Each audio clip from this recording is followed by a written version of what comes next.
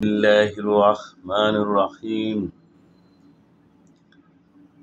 রব্বি আউযু বিকা মিন হামাযাতিশ শায়াতিন। বিসমিল্লাহির রহমানির রহিম।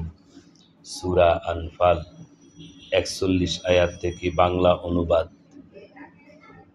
আর এই কথাও জেনে রাখো যে কোনো বস্তু সামগ্রীর মধ্য থেকে যা কিছু তোমরা গনিমত হিসাবে পাবে তার ১/৫ হলো আল্লাহর জন্য, রাসূলের জন্য, তার নিকট আত্মীয় স্বজনের জন্য এবং এতিম, অসহায় ও মুসাফিরদের জন্য।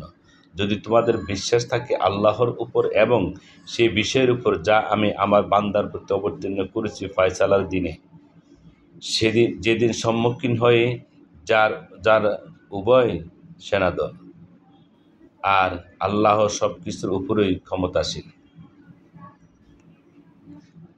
আর যখন তোমরা ছিলে সমরাঙ্গনে এই প্রান্তে আর তারা ছিল সেই প্রান্তে, অথচ কাফেলা তোমাদের থেকে নিচে নেমে গিয়েছিল, এমত অবস্থায় যদি তোমরা পারস্পরিক অঙ্গীকারবদ্ধ হতে তবে তোমরা একসঙ্গে সে ওয়াদা পালন করতে পারতে না। কিন্তু আল্লাহ তাআলা এমন এক কাজ করতে চেয়েছিলেন যা নির্ধারিত হয়ে গিয়েছিল, যাতে সেসব লোক নিহত হওয়ার ছিল প্রমাণ প্রতিষ্ঠার পর, এবং যাদের বাঁচার ছিল তারা বেঁচে থাকে প্রমাণ প্রতিষ্ঠার পর।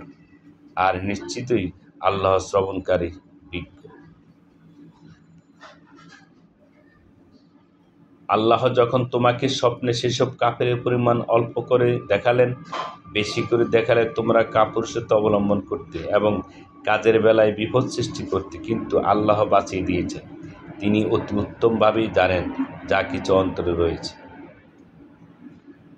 আর যখন তোমাদেরকে দেখালেন সেই সৈন্যদল মোকাবেলার সময় তোমাদের চোখে অল্প এবং তোমাদেরকে দেখালেন তাদের চোখে বেশি, যাতে আল্লাহ সেই কাজ করে নিতে পারেন যা ছিল নির্ধারিত, আর সব কাজে আল্লাহর নিকট গিয়ে পৌঁছায়। হে ঈমানদারগণ, তোমরা যখন কোনো বাহিনীর সাথে সংঘাতে লিপ্ত হও তখন সুদৃঢ় থাকো এবং আল্লাহকে অধিক পরিমাণে স্মরণ করো, যাতে তোমরা উদ্দেশ্যে কৃতকার্য হতে পারো। আর আল্লাহ তাআলার নির্দেশ মান্য করো এবং তার রাসূলের। তাছাড়া তোমরা পরস্পরের বিবাদ লিপ্ত হইও না। যদি তা করো তবে তোমরা কাপুরুষ হয়ে পড়বে এবং তোমাদের প্রভাব চলে যাবে। আর তোমরা ধৈর্য ধারণ করো, নিশ্চয়ই আল্লাহ তাআলা রয়েছেন ধৈর্যশীলদের সাথে। আর তাদের মতো হয়ে যেও না যারা বেরিয়েছে নিজেদের অবস্থান থেকে গর্বিত ভাবে এবং লোকদেরকে দেখাবার উদ্দেশ্যে, আর আল্লাহর পথে তারা বাধা দান করত।